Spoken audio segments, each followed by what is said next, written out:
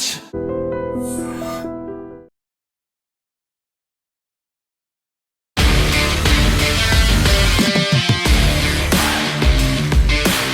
నమస్తే, welcome to I Dream weekend update with Kavitha. మనతో పాటుగా ఉన్నారు foundation for democratic reforms founder doctor Jayaprakash Narayan గారు. సార్ నమస్తే. సార్ నమస్తే కవిత. సార్, బీసీలకి సంబంధించి 42% రిజర్వేషన్ని పెంచుతూ తెలంగాణ రాష్ట్ర గవర్నమెంట్ ఒక డెసిషన్ తీసుకుంది. దాన్ని ఈ లోకల్ బాడీస్కే అప్లై చేస్తాము అనేటువంటి ఒక మాట కోర్టుల దాకా వెళ్ళింది, సుప్రీంకోర్టు దాకా వెళ్ళింది, హైకోర్టు దాకా వాదోపవాదాలు ఇవన్నీ అవుతున్నాయి. ఏం మిస్ అవుతోంది, ఏం జరగాలంటారు సార్ ఇందులో? మనకేమిటంటే సుప్రీంకోర్టు చాలా స్పష్టమైన తీర్పుని గతంలో ఇచ్చింది. రాజ్యాంగంలో మౌలిక సూత్రం ఏమిటి? అందరినీ సమానంగా చూడాలి. విద్యలో కావచ్చు, ప్రభుత్వ ఉద్యోగాల్లో కావచ్చు, ఇతర రంగాల్లో కావచ్చు. Equality before law. కులం, మతం, భాష, ప్రాంతం, లింగ వివక్ష ఇవేమీ లేకుండా అందరినీ సమానంగా చూడటం అనేది ప్రాథమిక సూత్రం, మౌలిక సూత్రం. కానీ మన దేశంలో పరిస్థితులు చాలా అసాధారణమైనవి. కొన్ని శతాబ్దాల పర్యంతం కుల వివక్ష అన్నమాట వాస్తవం. ఆ కారణంగా వెనుకబడుతున్న అన్నమాట వాస్తవం. కాబట్టి రాజ్యాంగ నిర్మాతలు చాలా లోతుగా ఆలోచించి అందరికీ సమానత్వం ఉండాలి, కానీ అదే సమయంలో ఇంత అసమానత పుట్టుకతో వచ్చింది కాబట్టి కొంతకాలం పాటు కొన్ని ప్రత్యేక రాయితీలు కొన్ని వర్గాలకు కల్పించాలి. ఇప్పుడు దేశంలో మన పార్టీని బోళ్ళని తిట్టడం, ఈ పార్టీ ఆ పార్టీ పక్కన పెట్టిన రాజకీయాన్ని మనం తిట్టడం మన దేశంలో జన్మ హక్కు అనుకుంటాం మనం. కానీ ఈ పార్టీలు చాలా ఉదార హృదయంతో, ఏకాభిప్రాయంతో ఈ పార్టీ ఆ పార్టీ తేడా లేకుండా కలిసి గత 70-80 ఏళ్లుగా ఈ ఏర్పాటు చేసినాయి. సుప్రీంకోర్టు సమన్వయం చేయాల్సి వచ్చింది. ఏ మేరకు అందరూ సమానమే, ఒకళ్ళు ఎక్కువ ఒకళ్ళు తక్కువ కాదు, ఏ మేరకు దేశంలో సమాజంలో ఉన్నటువంటి వివక్ష కుల వ్యవస్థ కారణంగా అవకాశాలు అందాలని చెప్పంటే కొంత రాయితీలు ఇవ్వాలి, దానికి పరిమితులు ఏంటని చెప్పండి. 50% నిర్ధారణ చేశారు. ఈ 50% దేశం అంగీకరించింది. కానీ ఈ 50% ఈ సీలింగ్ అనేది రాజకీయ పదవులకి ప్రాతినిధ్యానికి వర్తిస్తుందా లేక విద్యా ఉద్యోగ అవకాశాలు మాత్రమే విషయంలో కొంచెం నా దృష్టిలో కొంత సందిగ్ధత ఉన్నది. సుప్రీంకోర్టు ఆ మాట స్పష్టంగా చెప్పిందో నాకు తెలియదు. ఎందుకంటే ఆనాడు సుప్రీంకోర్టు చూసిన కేసు ఉద్యోగ అవకాశాలు, విద్య, కాలేజీల్లో సీట్ల గురించి, ఉన్నత విద్యలో. ఆ సందిగ్ధత ఇప్పుడు చూద్దాం ఏమవుతుందో. దాని మీద హైకోర్టు కానీ సుప్రీంకోర్టు కానీ. సరే, కొన్ని సాంకేతిక అంశాలు ఉన్నాయి. ఇది గవర్నర్ సంతకం పెట్టారా లేదా? ఒక చట్టం జీవో ద్వారా మార్చలేరు, చట్టం ద్వారానే మార్చగలం. కాబట్టి రాజ్యాధినేత సంతకం లేకుండా చట్టం కారాదు. గతంలో తమిళనాడు కేసులో కూడా 3-4 చట్టాలు అట్లాగా గవర్నర్ సంతకం పెట్టమైన చట్టాలంటే సుప్రీంకోర్టు ప్రకటించి నేను బహిరంగ విమర్శించాను సుప్రీంకోర్టుని. మీరు ఈ కాల పరిమితి లోపల మీరు నిర్ణయం చేసి సంతకం పెట్టండి, లేదా రాష్ట్రపతికి నివేదించాలని చెప్పొచ్చు. కానీ మీరు సంతకం పెట్టకపోయినా చట్టం అయిపోయిందని చెప్పంటే అది తిరుగుబాటు అవుతుంది. నా దృష్టిలో అది రాజ్యాంగ ఉల్లంఘన. సుప్రీంకోర్టు ఆవేశంలో రాజ్యాంగ ఉల్లంఘనకు పాల్పడింది. మన దేశంలో కోర్టులు కూడా పరిధి దాటుతున్నాయి. మరి ఇక్కడ అది కూడా కాదు. ఇక్కడ ప్రభుత్వమే రాజ్యాంగ ధిక్కారం చేసేస్తుంది. గవర్నర్ సంతకం లేకుండా చట్టం రాదు. చట్టం లేకుండా జీవో ద్వారా మార్చడం అనేది సరైనదా కాదని హైకోర్టు చూద్దాం ఏమవుతుంది. సాంకేతిక విషయాలు దానిలోకి నేను వెళ్ళదలుచుకోలేదు ప్రశ్న. కానీ అసలు మౌలికమైన విషయంలో కడదాం. ఈ సమస్య అంతా ఏమిటి కవిత? కొండంలో వెలికిన పట్టడం. ఇంత ఆర్భాతంగా ఎన్నికలు జరిగితే ఎన్నికైన వాళ్ళకి ఏమైనా అధికారం ఉందా? ఒక్కసారి తెలంగాణ ప్రజల్ని, ఆంధ్రప్రదేశ్ ప్రజల్ని, దేశ ప్రజల్ని ఆలోచించమని కోరుతున్నాను. ఈ గొడవలు పడతాం, మళ్ళా గొడవలు పడతాం, ఈ పార్టీ మాట చెప్తుంది, ఆ పార్టీ మాట చెప్తుంది, కోర్టులో ఏదో తొందరగా అవుతుంది. చివరికి ఫలితం ఏంటి? ఇంత రాద్ధాంతం ఎందుకోసం? మనకి ఇప్పుడు రిజర్వేషన్లు మహిళలకు కానీ, దళితులకు కానీ, ఆదివాసీలకు కానీ, బలహీన వర్గాలకు కానీ గణనీయమైన స్థాయిలో స్థానిక ప్రభుత్వాలు ఇప్పటికే ఉన్నాయి. అన్నీ కలిపితే 70-75% ఉంటాయి. మహిళలకి ప్రతి వర్గంలో 50% ఉన్నాయి. అది కాకుండా 50% మొత్తం అనేగా 75% ఉన్నట్లు లెక్క. ఈ 75% ఉన్నప్పుడు నిజంగా ఈ వర్గాలకు అధికారం ఇవ్వాలంటే స్థానిక ప్రభుత్వాలను బలోపేతం చేయాలి కదా. ఎలాగైతే ముఖ్యమంత్రి చేతుల్లో ఇంత అధికారం ఉందో, ఎలాగైతే ఎమ్మెల్యే వాళ్ళ నియోజకవర్గానికి మకుటలేని మహారాజుగా చలామణి అవుతున్నాడో, అట్లా స్థానిక ప్రభుత్వంలో ఎన్నికైన ప్రతినిధులకు నిజమైన అధికారం ఇవ్వాలి, బాధ్యత ఇవ్వాలి కదా, వనరులు ఇవ్వాలి కదా.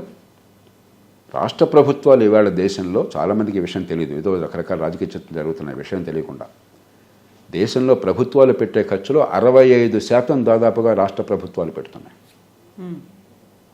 ప్రపంచంలో రాష్ట్రాల స్థాయిలో అంటే జాతీయ స్థాయి, రాష్ట్రాలు, స్థానిక ప్రభుత్వాలు మధ్యస్థ స్థాయిలో ఇంత ఎక్కువ శాతం ఖర్చు పెడుతున్న దేశం ఎక్కడ లేదు, భారతదేశమే. ఓ వంక అది. రెండో పక్కన స్థానిక ప్రభుత్వాలు ప్రపంచంలో ఇంత తక్కువ ఖర్చు పెడుతున్న దేశం మరొకటి లేదు. 65 రాష్ట్రాలు ప్రపంచంలో అత్యధికం. స్థానిక ప్రభుత్వాల చేతుల్లో ఉన్న డబ్బు వాళ్ళు పెట్టే ఖర్చు 3%. ఇంత తక్కువ ప్రపంచంలో ఎక్కడ లేదు. నియంతృత్వ దేశం అనుకుంటున్న చైనా నియంతృత్వం కదా, కమ్యూనిస్ట్ పార్టీ కదా, ఎంత ఖర్చు పెడుతుంది తెలుసా స్థానిక ప్రభుత్వాల చేతుల్లో? 51%. కేంద్రీకరణ నియంతృత్వమా, వికేంద్రీకరణ నియంతృత్వమా? అసలు అధికారం ఇవ్వకుండా, బాధ్యత పెట్టకుండా, వనరులు ఇవ్వకుండా, దానికి జవాబుదారీ చేయకుండా ఈ పదవుల కోసం అని చెప్పని ఏదో డ్రామాలు ఆడితే ప్రయోజనం ఉందా? ఎంత రిజర్వేషన్ ఇచ్చుకోండి. ఎందుకు ఇది? నిజమైన అధికారం ఎప్పుడు వస్తుంది? నిజంగా అక్కడ ఎన్నికైన వాళ్ళకి బాధ్యత అధికారం కట్టబెడితే, వాళ్ళు ప్రజల జీవితాలను మార్చగలిగితే, స్థానిక అంశాల విషయంలో దేశ రక్షణ మారుస్తున్నారని అంటలా. మన ఇంటి ఎదురుగా రోడ్డు సంగతి, మన ఊళ్ళో ట్రాఫిక్ సంగతి, మన ట్రాఫిక్ సంగతి. మున్సిపల్ కార్పొరేషన్ మేయర్ ఉన్నారు ఇప్పుడు. అమ్మా మరి ట్రాఫిక్ అధ్వానం ఏంటంటే నేనేం చేయమంటారంటే నాకు సంబంధం లేదంటారు. ఏమండి ఇంత వరదలు వస్తున్నాయి, 100 మిల్లీమీటర్ల వర్షం వస్తే వరదలు, అధ్వాన్నంగా ఉంది. మొన్న కాస్త సాయంత్రం వర్షం కురిస్తే మా ఇంటికి వచ్చడానికి ఎవరిని ఒక అతిథులు వస్తుంటే ముఖ్యమంత్రి క్యాంప్ ఆఫీసర్గా 1.5 గంట పెట్టింది వాళ్ళకి. ఏమన్నా చేయండి అని చెప్పంటే అన్ని ముఖ్యమంత్రి గారు చూస్తున్నారని మనం ఏం చేస్తామని చెప్పంటారు. వరదలు లేకపోతే డ్రైనేజీలు ఉన్నాయి, ఇక్కడ స్కూళ్ళు బాగోలేదు, పిల్లలు చదువు రావటం లేదు అంటే స్కూళ్ళు మన మాట వినేవాళ్ళు ఎవరున్నారండి అంటారు. ఆరోగ్యం అందట్లేదు, మరి పేదలు చాలా కష్టపడుతున్నారు అని చెప్పంటే మనం ఏం చేస్తామని అంటారు. మరి ఎందుకు ఈ పత్రం ఇచ్చేది? అలంకారం కోసమా? కాబట్టి అసలు విషయం బరుగున పడింది. చర్చ మొత్తంలో న్యూస్ పేపర్లో కూడా చూస్తున్నాను, పత్రికల్లో. పతాక శిక్షకులు హైకోర్టు, ఇది ముఖ్యమంత్రి గారు ఆదేశం, మంత్రులంతా హోటాహోటి ఢిల్లీ, తర్వాత ఇక్కడ అభిషేక్ సింగ్ హైకోర్టుకు వచ్చారు, ఏదో యుద్ధ ప్రాతిపదికన చర్చలు జరుగుతున్నాయి, ఏదో మాట్లాడుతున్నారు. మంత్రులంతా కూడా హైకోర్టు ప్రాంగణంలో ఉన్నారు. ఎందుకోసము? ఫలితం ఏమిటి? ఎన్నికైన వాళ్ళకి ఏ అధికారం లేకుండా శాసనసభ్యులు సర్వాధికారాలు చలాయిస్తూ అధికారం అంతా ముఖ్యమంత్రి చేతుల్లో ఉంటే అసలు స్థానిక ప్రభుత్వాలు నిర్వీర్యం అయిపోతే కేవలం రాజ్యాంగం చెప్పారు కాబట్టి ఇంత ఖర్చు పెట్టి ఆర్భాటం చేసి మీరు ఎన్నికలు జరిపి కోట్ల రూపాయలు. హైదరాబాద్లో ఎన్నిక జరిగితే మీకు నాకు తెలిసిన విషయమే. 2 కోట్లకు తక్కువ కార్పొరేటర్కి కాదు, నన్ను ఎవరైనా అమాయకులు అంటే 2 కోట్లు మాట్లాడుతున్నారు, 5-6 కోట్లు అవుతుందని చెప్తారు.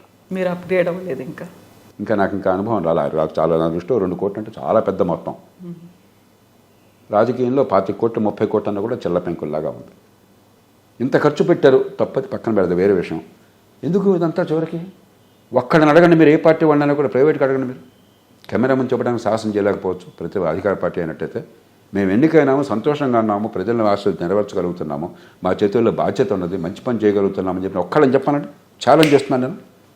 ఎందుకండి మరి ఇదంతా? ఈ రాద్ధాంతం చర్చ అంతేందుకు? ప్రజలను తప్పుదోవ పట్టడం కాకుండా, మోసం చేయడం కాకుండా అసలు విషయం పక్కన పెట్టాం. ప్రతిదాన్ని ఓ కులం చుట్టూ, ఓ రాజకీయం చుట్టూ, ఓ వర్గం చుట్టూ, ఈ డ్రామా చుట్టూ తిప్పుతున్నాం. కొంచెం మేలుకోవాలి, కొంచెం నిజాయితీగా మాట్లాడాలి, నిజాయితీగా పనులు చేయాలి. రాష్ట్ర స్థాయిలోనే అధికారం కేంద్రీకృతం అయిపోయింది. ఒకప్పుడు రాష్ట్రంలో క్యాబినెట్ అంటూ పనిచేసేది, ఇప్పుడు ఈ మధ్యకాలంగా చాలా కాలం క్రితం. ఇప్పుడు పూర్తిగా ముఖ్యమంత్రి సర్వాధికారి. అదేమంటే ఢిల్లీని కాసేపు తిడతాం, ఏ పార్టీ ఉన్నా కూడా, లేకపోతే ఇంకోటిని తిడతాము. కొంతమంది చాలా వితండవాదం చేస్తున్నారు, స్థానిక ప్రభుత్వాలకు అధికారం అంటున్నారు జేపీ గారు లాంటి వాడు, అక్కడ అవినీతి ఉంటుందని. అవినీతిలో కూరుకుపోయిన మీరు మాట్లాడతారా ఈ మాట? పట్టదారు పాస్ పుస్తకం కావాలని చెప్పంటే తెలంగాణలో కొన్ని ప్రాంతాల్లో ఎకరాకి ₹1,00,000 తీసుకుంటున్నారు, బహిరంగంగా చెప్తున్నాను నేను ఈ మాట. ఆంధ్రప్రదేశ్లో కూడా అంతే. మీరు అవినీతి గురించి మాట్లాడుతున్నారా? అక్కడ అవినీతి ఉంటుంది, మేము అవినీతి లేకుండా పాలన చేస్తున్నామని మీరు చెప్తున్నారా? ఆ అర్హత మీకుందా? స్థానిక ప్రభుత్వాల్లో ఉన్నవాళ్ళు దేవుళ్ళు గొప్పవాళ్ళు అని చెప్పి నేను అంటలా. స్థానిక ప్రభుత్వాల్లో తప్పులు జరిగితే జనం మేలుకుంటారు, జనానికి గొంతు ఉంటుంది, జనానికి జవాబుదారీగా ఉంటారు. అవినీతి బయటపడుతుంది, దాన్ని మీరు సరిదిద్దండి. గట్టి వాళ్ళని పెట్టి తీసిపారండి వాళ్ళని. అవినీతి పాల్పడితే తీసేద్దండి అన్నానా? వాళ్ళ ఆస్తులు జప్తు చేయొద్దని అన్నానా? మీరు చేయటం అధికారం మీ చేతిలో ఉంది కదా, పోలీసులు మీ చేతిలో ఉన్నారు కదా. ఇవన్నీ వంకలు. స్థానిక ప్రభుత్వానికి ఇస్తే అధికారం, లేకపోతే అసమర్థంగా మీ సమర్థంగా చేస్తున్నారా? హైదరాబాద్లో ట్రాఫిక్ చూడొద్దు, సిగ్గులేదు? ఇన్ని మరుగు సదుపాయాలను ప్రభుత్వాలు చంద్రబాబు నాయుడు గారి ప్రభుత్వం కావచ్చు, రాజశేఖర గారి ప్రభుత్వం కావచ్చు, ఆ తర్వాత కేసీఆర్ గారి ప్రభుత్వం కావచ్చు, ఇప్పుడు కావచ్చు హైదరాబాద్లో మౌలిక సదుపాయాలు మీకు కల్పించాం, బెంగళూరులాగా కాదు. ట్రాఫిక్ ఎంత చండాలంగా ఉంది. మీరు సమర్థంగా పరిపాలిస్తున్నారు, మీకు సామర్థ్యం లేదు, నిజాయితీ లేదు, మీరు వాళ్ళని కూర్చొని సాహసం మీరు ఎక్కడ చేస్తారు? జనం చేతికి ఇచ్చేయండి, ఎన్నికైనా వాళ్ళకి బాధ్యత ఇవ్వండి. అన్ని కులాలకు ప్రాతినిధ్యం ఉంది, మహిళలకు ప్రాతినిధ్యం ఉంది. అధికారం ఇస్తే ప్రతిభ బయటకు వస్తుంది. ఎక్కడ సమస్య అక్కడ పరిష్కారం అవుతాయి. పరిష్కారం కాకపోతే మీరే తిట్టొచ్చు, ఏమైనా బుద్ధి ఉందా, మీకు అధికారం ఇచ్చామో చేసుకోలేకపోతే మీరు తప్పుగా అనొచ్చు, మీకు బాధ్యత ఉండదు. తప్పు చేస్తే వాళ్ళని దండించండి, పదవుల నుంచి పీకేయండి. ఆలోచన ఎక్కడ చేస్తున్నారా? పత్రికల్లో లేదు, పార్టీలో లేదు, చట్టసభలో లేదు. అంచేత నా దృష్టిలో ఈ చర్చ అంతా డ్రామా, ప్రజల జీవితాలతో సంబంధం లేని విషయం. కొంచెం కర్కశంగా మాట్లాడుతున్నాను, కానీ కొన్ని సందర్భాలను నిజాయితీగా మనం మాట్లాడుకోవాలి. ఎందుకోసం ఈ ఆర్భాటం అంతా నాకు ఒక్కసారి చెప్పండి. ఏ సర్పంచ్కి మీరు అధికారం ఇచ్చారు చెప్పండి, ఏ పార్టీ వారైనా సరే. ఏ మండలాధ్యక్షుడికి నిజమైన అధికారం ఉంది, బాధ్యతను చెప్పండి నాకు. ఏ మున్సిపల్ చైర్మన్కి నిజంగా మా ఊరిని బాగు చేసే అధికారం నాకు ఉందండి. సమర్థులు బోల్డ్ మంది ఉన్నారు, శాసనసభ్యుల్లో ఉన్నారు, మంత్రుల్లో ఉన్నారు, మండలాధ్యక్షుల్లో ఉన్నారు, మున్సిపల్ చైర్పర్సన్స్ ఉన్నారు. బాగా పనిచేయాలి, సమాజానికి మంచి చేయాలి, మంచి కీర్తి పొందాలని కోరేవాళ్ళు ఇప్పటికి కూడా ఉన్నారు. మీరంతా దుర్మార్గాలు చేసినా ఇంకా మంచి వాళ్ళు వస్తున్నారు. వాళ్ళకి ఏ అధికారం ఇచ్చారో చెప్పండి నాకు. హైదరాబాద్ మేయర్కి అవును నగర భవిష్యత్తు నేను శాసించగలుగుతున్నాను, మంచి చేయగలుగుతున్నానని చెప్పను.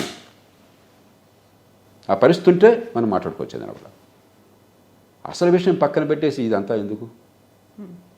ఇది వాస్తవం. పరిపాలన వికేంద్రీకరణ జరగాలని ముందు నుంచి చెప్తోంది, ఫైట్ చేస్తోంది లోక్సత్తా జయప్రకాష్ నారాయణ గారు. సో ఇప్పుడు ఎలక్షన్స్ జరుగుతున్నాయి. ఎలక్షన్స్కి 42% రిజర్వేషన్లకి లింక్ అనేది పెట్టారు. అదైతే తప్ప నేను ఎలక్షన్స్ దాకా వెళ్ళను అనేది చూద్దాం. అది చెప్పాను కదా, దానికి వచ్చి వాళ్ళు చేసి ఇంత ప్రజలని ఏమార్చడం కోసం రాజకీయం జరుగుతోంది తప్ప వ్యవస్థని బాగు చేయడం కోసం కాదు. నేను మళ్ళీ గొంతెత్తి ఘోషిస్తున్నాను. స్థానిక ప్రభుత్వాల్లో అన్ని అద్భుతాలు జరుగుతున్న భ్రమ నాకు లేదు. కానీ నా పన్ను డబ్బులు ఎక్కడికి పోతున్నాయి, నా డబ్బుతో నా చుట్టూ పనులు జరుగుతున్నా లేదా అని నాకు అర్థమైతే ఓటు వికసిస్తుంది. నేను కవిత గారు కోటేశాను, ఆమె వల్ల అంతా బాగున్నది, మూర్ఖుడు కోటేశాను, అంతా నష్టపోయాను నాకు అర్థమైతే ప్రజాస్వామ్యం వికసిస్తుంది. బాధ్యత ఇచ్చాను, అధికారం ఉంది, రెండు కలిసిపోయినాయి కాబట్టి ఇంకోటి చెప్పడానికి లేదు, వాళ్లే బాధ్యులు నాకు అర్థమైతే ప్రజాస్వామ్యం రాణిస్తుంది. ఇవి అర్థం కాకపోతే పొలవమంటూ ఏదో ఓటేస్తాం సంబరంలాగా, ఈ దేశంలో పండుగలాగా ఓటు అద్భుతంగా వేస్తున్నాం. ఎందుకు వేస్తున్నామో మనకేమన్నా తెలుసా? అత్యధికులకి నేను నిజాయితీగా మాట్లాడుతున్నాను. అందుకే ఓటుకు డబ్బులు తెలంగాణ ఆంధ్రప్రదేశ్లో మనం చూడలేదా? ఓటుకు 2,000 నుంచి 5,000 రూపాయలు ఒక్కొక్క పార్టీ. ఇది కాదని చెప్పనండి ఒక్కళ్ళని. ఎందుకు వచ్చింది? ఓటు వల్ల నా జీవితం మారట్లేదన్న భావం వస్తే ఒక పేద దేశంలో డబ్బులు ఇస్తే చచ్చినోడి పెళ్ళికి వచ్చిందే కట్నం డబ్బులు తీసుకుంటున్నారు. ప్రజలు నిందిస్తున్నాం. మళ్ళీ జనం డబ్బులు అడుగుతున్నారు సార్. నాతో చాలామంది అంటారు, మీరు ఇలా చెప్తున్నారు సార్, జనం చెడిపోయారు సార్.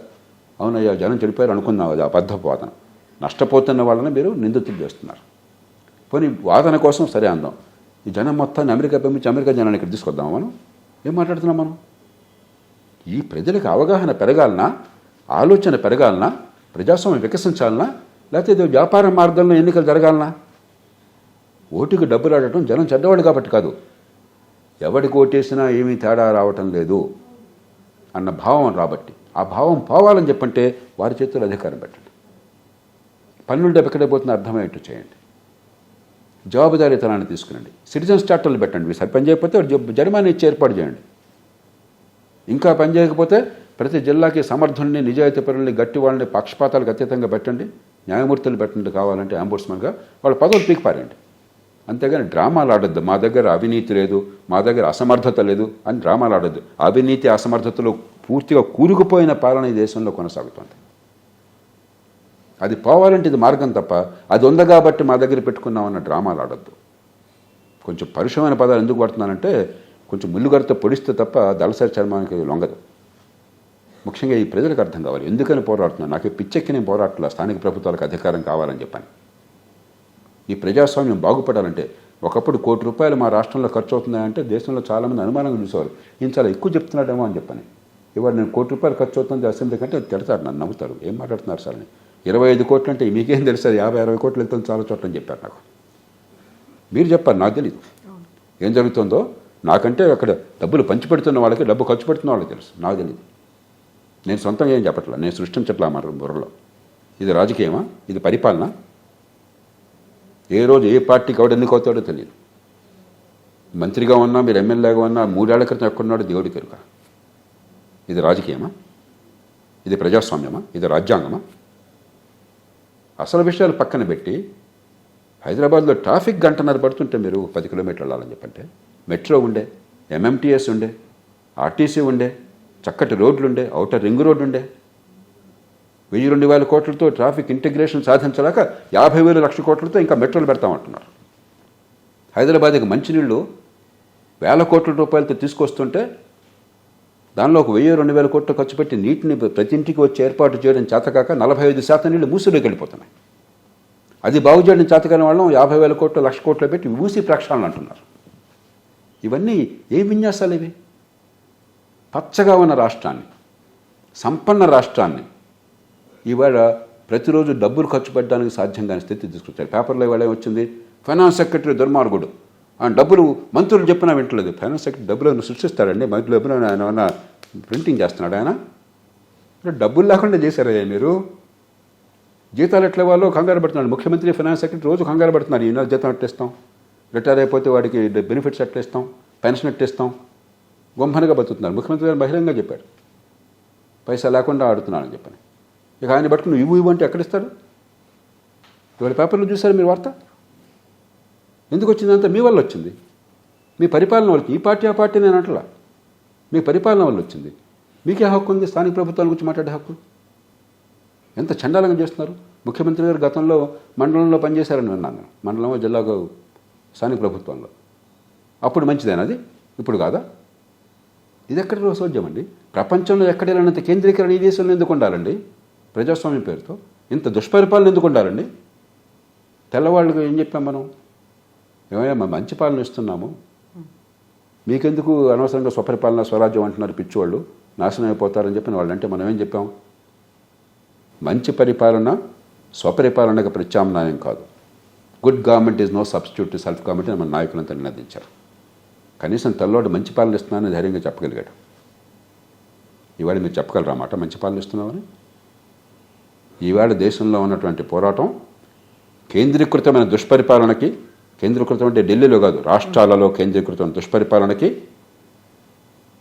ప్రజల స్వపరిపాలనకి మధ్య పోరాటం. అసలు పోరాటం కంటెస్ట్ ఏమైనా ఉందా? మహాత్మా గాంధీ పిచ్చెక్కి స్థానిక ప్రభుత్వాలకు అధికారం కావాలని కోరాడు ఆయన. మరి గాంధీ పేరు రోజు మాట్లాడతారు, ఆ పేరు ఉచ్చరించే హక్కు లేదు మనకి. కులాల ఆధిపత్యం లేకుండా గ్రామాలను విస్తరించండి. 10 గ్రామాలు కలిపి ఒక పంచాయతీగా ఏర్పాటు చేయండి. అప్పుడు అసెంబ్లీ, పార్లమెంటు లాగా కుల ప్రభావము, కుటుంబ ప్రభావం లేకుండా ఉన్న కొద్దిగా ప్రజాస్వామ్యం వర్ధిల్లుతుంది. అంతేగాని ఏదో వంక పెట్టి స్థానిక ప్రభుత్వం నిర్వహించబోకండి. పట్టణాల్లో ఆ వంక కూడా లేదు. ఎందుకు అధికారం ఇవ్వట్లేదు మీరు? ఎందుకు బాధ్యత ఇవ్వటం లేదు? మీకు లండన్ మేయర్ ఎవరు అక్కడ కూర్చుంటే మనందరికీ తెలుసు, మెక్సికో మేయర్ తెలుసు, న్యూయార్క్ మేయర్ తెలుసు. ఒక్కళ్ళకి మీ రాజకీయంలో పట్టించుకుంటే తప్ప హైదరాబాద్ మేయర్ని గురించి ఏమైనా అవగాహన ఉందా? ఎవరికి ఇంట్రెస్ట్ ఉంది అసలు? నేను ప్రధానమంత్రి గారిని ఒకసారి అడిగాను, ఏమంటే లండన్ మేయర్ ఎవరు అంటే చెప్పాను నేను, బోరిస్ జాన్సన్ అప్పుడు. మెక్సికో మేయర్ ఎవరు అని చెప్పంటే తర్వాత రాష్ట్రపతిగా అయినాడు, లబ్రడార్ని యామ్లో అంటారు, యామ్లో. న్యూయార్క్ మేయర్ అంటే ఆనాడు బ్లూంబర్గ్. ఇవన్నీ చెప్పాడు ఆయన. బాంబే మేయర్ ఎవరో తెలుసా అని అడిగాను, తెలియదు అన్నాడు ఆయన. కలకత్తా మేయర్ తెలుసా అని తెలియదు అన్నాడు. మనం సిగ్గుపట్టలేదండి. ఆ దేశాల్లో మేయర్లు తెలుసు మనకి, ఎందుకంటే ఆ మేయర్ నిజంగా పాత్ర ఉన్నది, ఆ మేయర్ వల్ల నగర ప్రభావం ఉంది. మన దేశంలో అతిపెద్ద నగరాలు, వాటికంటే పెద్ద నగరాలు మన కలకత్తా, మన బొంబాయి, చివరికి మన హైదరాబాదు, మన బెంగళూరు, మన చెన్నై కూడా లండన్ కంటే పెద్ద నగరాలు, న్యూయార్క్ కంటే పెద్ద నగరాలు. ఈ మేయర్ల గురించి మనకు తెలియదు. We are not bothered. ఎందుకంటే ఏమీ లేదు, ఉత్సవ విగ్రహాలు. ప్రధానమంత్రి, రాష్ట్రపతి వస్తే కోట్ వేసుకుని ఎయిర్పోర్ట్కి వెళ్ళడం తప్పితే ఏముంది అక్కడ? ఏమీ లేదు. నేను అవమానించడం కోసం చెప్పట్లా, నిజాయితీగా నిజం చెప్తున్నాను. ఎప్పుడు మారుస్తాం దీన్ని? ఎట్లా మారుస్తాం? మీరు అద్భుతాలు చేస్తున్నారా పోనీ? కాబట్టి చర్చని ఈ నిరర్ధకమైన విషయాలు, కులం చుట్టూ, వాటి చుట్టూ చెప్పడం చాలా సరదాగా ఉంటుంది. మన దేశంలో పొద్దున్న సాయంత్రం దాకా ఎలా జనాన్ని మొక్కలు చేయటం, ఎలాగ తంపులు పెట్టడం, దాని నుంచి మన బతుకులు ఎట్లాగా, మన పన్నుల డబ్బులు ఎలా సద్వినియోగం కావాలి, మన పిల్లలకి మంచి విద్య ఎట్లా రావాలి, మనకు ఆరోగ్యం ఎట్లా అందాలి, ఈ లంచాలు ఎట్లా ఆపాలి, మనకు సేవలు సరిగ్గా ఎట్లా అందాలి, పట్టదార పాస్ పుస్తకం ₹1,00,000 ఇచ్చే అవసరం లేకుండా ఎలా అందించాలి, మన డబ్బులు పరిమితమైన మన డబ్బు, ఇది ముఖ్యమంత్రి గారి జేబులో నుంచి వచ్చిన డబ్బు కాదు, కష్టించి చెమటోడ్చి పన్నులు కట్టిన డబ్బు మన పిల్లలు రేపొద్దున అప్పులు తీసుకొస్తే వడ్డీతో సహా తిరిగి కట్టాల్సిన డబ్బు. ఆ డబ్బుని సద్వినియోగం చేయడం ఎట్లాగా, వృధా చేయకుండా, రాచరికంలా కాకుండా వాడి ఇష్టం వాళ్ళ పురులో పుట్టిన బుద్ధిలా కాకుండా ఆ డబ్బుని సద్వినియోగం చేసి మంచి ఫలితాలు తీసుకోవడం ఎట్లాగా, దాని చుట్టూ చర్చ జరగాలి. ఇంత అయిన తర్వాత ఇమ్మీడియట్గా జేపీ గారికి ఒక క్వశ్చన్ వస్తుంది. ఇంత మాట్లాడినటువంటి జేపీ గారు అసలు అక్కడ రాజకీయ అవకాశాలు లేవు, వాళ్ళు ఎదగలేకపోతున్నారు, సామాజికంగా ఆర్థికంగా రాజకీయంగా అవకాశాలు కావాలని కదా ఇవన్నీ ఎదిగిన వాళ్ళకి అధికారం ఏమి ఇచ్చారు మీరు? 75% రిజర్వేషన్ ఉన్నాయి కదా, 90% చేద్దాం, 75% ఉన్నాయి కదా, ఎక్కడ అధికారం ఇస్తున్నారు మీరు? ఇప్పుడైనా చెప్తున్నారా? ఇప్పుడైనా ముఖ్యమంత్రి గారు మేము చైనా తీరున రాష్ట్ర ప్రభుత్వం పెట్టే ఖర్చులో 51% స్థానిక ప్రభుత్వాలకు ఇస్తాము, అక్కడ తప్పులు జరిగితే ఎవరినైనా శిక్షిస్తాము, దానికి యంత్రాంగాన్ని ఏర్పాటు చేశాము, ఈ బాధ్యతలు వాడి చేతుల్లో పెడుతున్నాము, ఈ యంత్రాంగాన్ని వాడి చేతుల్లో పెడుతున్నాము, ఈ అధికారం వాడి చేతికి ఇస్తున్నాము. చెప్పండి. నేను జిందాబాద్ అంటాను. నేను బహిరంగంగా వెళ్ళి వాడు చెప్పినాడు కొట్టామని నేను చెప్తాను. నేను బహిరంగ సవాల్ చేస్తున్నాను. ఇప్పుడు చెప్పండి, ఈవేళ చెప్పండి. పసలేని ప్రభుత్వాలు ఎందుకయ్యా? ఫలితం లేని ఎన్నికలు ఎందుకయ్యా?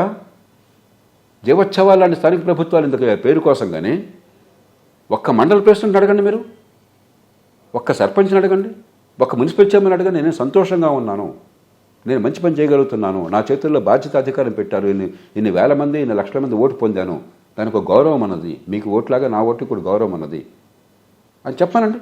నేను వెంటనే నా మాటలన్నీ కూడా విత్డ్రా చేసుకుంటాను. నాకు తెలియదండి జరుగుతుంది అంటే, నాకు క్షేత్రం తెలియక నోటుకొచ్చుంటే మాట్లాడాను, క్షమించని చెప్తాను. అది చెప్పను. I'm challenging you. కాబట్టి డ్రామాలు ఆడద్దు. ఆత్మవంచనది మనకు జీవితం ఉంది ఒక్కటే. పదవుల్లో ఉండేది ఇది అంతా. మీరు ఎంత గొప్ప అనుకుంటే కొంతకాలం ఏమో ఉండేది. మహానాయకులు ఇందిరాగాంధీ లాంటి వాళ్ళని జనం ఓడించారు. ఎవరు శాశ్వతంగా ఉంటాం అనుకుంటాం, అహంకారంతో అలా అనుకుంటాం అంతే. ఉన్నా కూడా మనుషులు పోతారు. కొంతైనా కాస్త మంచి చేద్దాం, నిజమైన మంచి చేద్దాం, నిజాయితీని మంచి చేద్దాం. ఇప్పుడు కూడా వెంకటరావు గారు ఎందుకు మాట్లాడుకుంటున్నాం? ఇప్పటికి కూడా పివి నరసింహారావు గారు సంక్లిష్ట పరిస్థితుల్లో మంచి చేసేందుకు అనుకుంటున్నాం. ఇప్పటికైనా నేషనల్ హైవే వెళ్తే ఎప్పుడు వాజ్పేయి గురించి ఎందుకు మాట్లాడుతున్నాం మనం? మనకు ఆయన మన బంధువా? మన పిల్లలు ఇచ్చాము మనం. నిజమైన కీర్తిని దీర్ఘకాలంలో పొందే ప్రయత్నం చేయండి. తాత్కాలికమైన అధికారం, ఆ రోజు అహంకారం, ఆ రోజు పెత్తనం, ఆ రోజు నా కారు ముందు వెనకాల 10 కార్లు, ఈ సైరన్లు, ఈ పోలీసులు జనాన్ని వెరివాళ్ళుగా చేసేసి మనం అంతా కారు దుమ్ము చెప్పుకుంటూ వెళ్ళిపోవటాలు, ఇది గొప్ప అనుకోపోకండి. మీరంతా మనుషులు, రక్త మాంసాలు ఉన్న మామూలు మనుషులు. మీరు ఎవరు దేవుళ్ళు కాదు, దేవాంశ సంభూతులు కాదు, మనుషులు. కొంచెం అధికారం అనే పొంగు పక్కన పెట్టి అధికారాన్ని జనానికి పంచండి. ఈ అధికారం జనానిది, మీది కాదు. మీరు ఎవరో స్వయం ప్రతిభతో రాలా. ప్రజలు ఓటిస్తే మీరు వచ్చారు. ఆ ఓటు తీస్తే మీరు మామూలే. మీరు ఎవ్వరూ గొప్పవాళ్ళు కాదు పుట్టుకతో. ప్రజలు ఆలోచిస్తున్నారా సరే? ఖచ్చితంగా ఆలోచిస్తున్నారు. కానీ ప్రజలకు మార్గాలు ఇచ్చారా మీరు? ఎవరి క్యాండిడేట్ మీరు నిర్ణయిస్తున్నారు. అధికారం ఇవ్వకుండా మీరు ఆపుతున్నారు.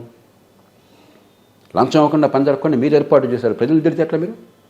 ఈ ప్రజలు ఏమైనా ఈ దేశంలో ప్రజాస్వామ్యం కావాలని కోరారా? మీరు ప్రజాస్వామ్యం కావాలని మీరు ఇచ్చారు, మనం ఇచ్చాం. నేను బాధ్యుని దానిలో. మనందరం ఈ దేశంలో ఎలీట్ వర్గాలు, వివిధ రంగాల్లో నాయకత్వాన్ని ఇచ్చిన వర్గాలు ఇచ్చారు. మహాత్మా గాంధీ నుంచి అంబేద్కర్ నుంచి మనందరం కలిపి, మన పూర్వీకులు కలిపి ఈ దేశంలో ఉండాలని కోరుకున్నాక దానికి తగ్గట్టు ఏర్పాట్లు చేయడం మన బాధ్యత కదా. అది చేయకుండా ప్రజలు తిరిగితే అట్లాగా? ఇందాక చెప్పాను కదా, ప్రజల్లో పొరపాటు ఉంది అనుకుందాం, మాట వరుసకి తప్పది. నష్టపోతున్న వాడిని ఒక ఆడపిల్ల మీద అత్యాచారం చేసి ఆడపిల్ల మీద నేరం మోపితే ఎంత దుర్మార్గం అది. నష్టపోతుంది ఎవరు? ఈ దేశంలో సామాన్య ప్రజలు. నష్టపోతున్న వాళ్ళని నీ వల్ల అవుతుందో అని చెప్పంటే ఎంతకంటే ఈ చోద్యం అంతా 1000 కోట్ల సంపాదన మీరు చేసి, అధికార వినియోగం మీరు చేసి, కార్లలో దుమ్ము రేపుకుంటూ మీరు ఈ జనాన్ని అవమానిస్తూ మీరు వెళుతూ ఉండి, అసమర్థత మీరు చూపెట్టి హైదరాబాద్ ట్రాఫిక్ అంతా మీరు నరకం చేసి ప్రజలు తిడతారా? ప్రజలు ఎలా బాధ్యత అవుతారు? ఒకవేళ మాట వరుసగా ప్రజలు బాధ్యతలు అనుకున్నా కూడా పరిష్కారం ఏం చెప్తున్నారు? ఈ ప్రజలందరినీ పంపించేద్దాం, శ్మశానాన్ని ఎదుర్కొంటారా మీరు? చైనా నుంచి జనాన్ని తీసుకొస్తారా? జపాన్ నుంచి తీసుకొస్తారా? అమెరికా నుంచి తెస్తారా? పాకిస్తాన్ నుంచి తెస్తారా? చెప్పండి నాకు ఒకసారి మహాప్రభు. కాబట్టి ప్రజలు తప్పు, ఇది ఎట్లానే ఉంటుందని చెప్పంటే ఎంతకంటే నిర్వేదం, ఎంతకంటే మూర్ఖత్వం ఇంకోట్లేదు. చాలా పరుషమైన మాటలు మాట్లాడుతున్నాను. ఎందుకంటే కొన్నిసార్లు ఈ మాట వింటుంటాను, తెలుసు తెలియక ఈ మాట కొందరు తెలివి అనుకుని చెప్తున్నారు. ప్రజలు విలువలు పోయినాయండి, ప్రజలు తెలియదండి. మరి చవటం నువ్వెందుకున్నావు అక్కడ? మరి ఎందుకని? సమర్థులు నిజాయితీ పనుల చోట బ్రహ్మాండంగా పనులు జరుగుతున్నాయి కొన్ని చోట్ల, కొన్ని రాష్ట్రాల్లో కావచ్చు, కొన్ని దేశాల్లో కావచ్చు, కొందరు అధికారుల చోట కొన్ని సందర్భాలు కావచ్చు. ఉదాహరణ నేను కోకొల్లగా చెప్పగలను. అక్కడేం జరిగిందట? ఆ ప్రజలు మారిపోయారా? కొత్త ప్రజలు వచ్చారా? పాలకుడి సామర్థ్యము, చిత్తశుద్ధి, దీర్ఘకాలిక దృక్పథము, నిజాయితీ, సంకల్పము. అది నాయకత్వం అంటే. కానీ డబ్బులు ఇచ్చి కోట్లు ఖర్చు పెట్టి ఎవరు ఆశీస్సులు పొంది పదవుల్లోకి వస్తే అది నాయకత్వం కాగలదు. నిజమైన నాయకత్వం సమాజాన్ని ప్రేరేపించేది, స్ఫూర్తినిచ్చేది, మంచి మార్గాన్ని నడిపేది.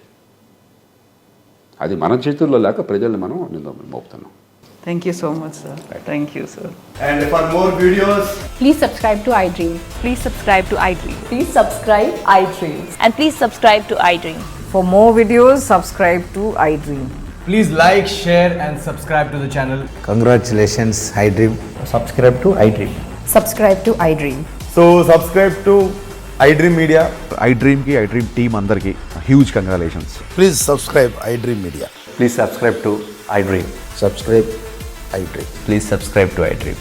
iDream అంటే నా కళల ఛానల్ సబ్స్క్రైబ్ చేసుకున్న నోరు తిరుగుతలేదు, మీరైతే గంట గుర్తు కొట్టండి. For more such videos, please subscribe to iDream. Subscribe to iDream. Please subscribe to iDream. Please subscribe iDream Media. Please do subscribe to iDream. Please subscribe to iDream Media. For best entertainment and information, please subscribe iDream. And don't forget to subscribe to iDream.